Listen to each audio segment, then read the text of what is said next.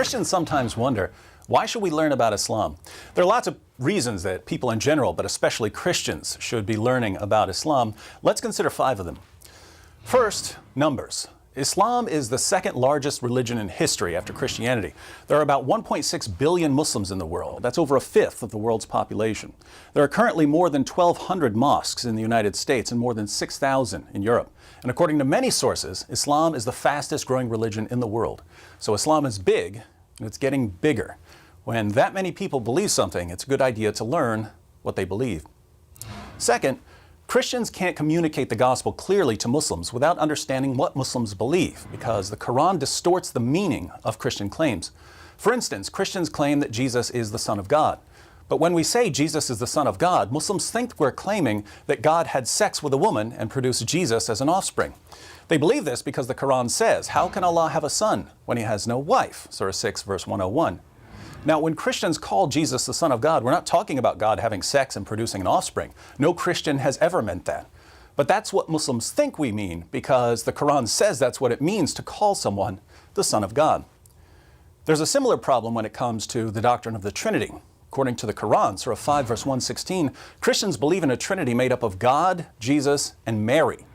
Here again, no Christian has ever believed this, but there are Muslims who think we believe in a Trinity made up of God, Jesus, and Mary because of how the Quran distorts Christian doctrines.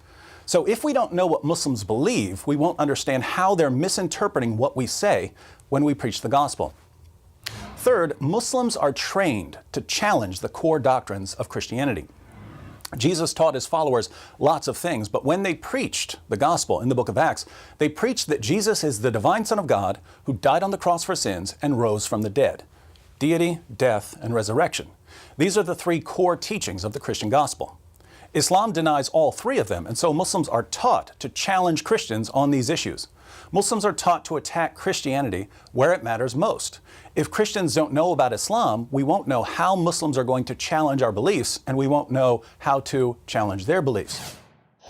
Fourth, many Muslims are so confident that Islam is true because they've been told all their lives that it's indisputably true, that they can't seriously consider any alternatives to Islam. My best friend in college was a Muslim. That's why I started studying Islam. We talked about Christianity for a couple of years, but he was so confident that Islam was true, he really wasn't taking Christianity seriously. It was only after we began looking at some of the problems with Muhammad and the Quran that he realized, maybe what I've been told about Islam all my life isn't true. Maybe I need to think through this more carefully. He's a Christian now. He's one of the speakers for Ravi Zacharias International Ministries. So giving Muslims some facts about Muhammad and the Quran is crucial, and we can't give them these facts unless we know what the facts are. Fifth, Islam thrives in an atmosphere of ignorance. I've met lots of converts to Islam over the years, but I've never met a single person who converted to Islam after carefully studying Islam. When I meet a convert to Islam and I ask, "Why did you convert to Islam?" it's almost always because the person was given some false information.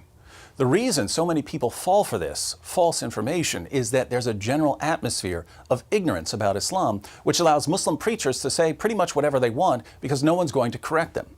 These preachers are then free to adapt their message to the values of their audience.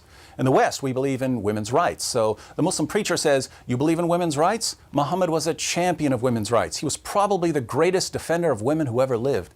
People in the West usually have a high respect for science. So the Muslim preacher says, "The Quran is filled with scientific claims that could only be verified centuries after Muhammad's death. Science proves that Islam is the truth."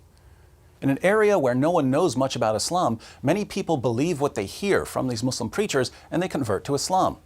The only way this is going to stop is if we get to a point where we know enough about Islam to refute false claims.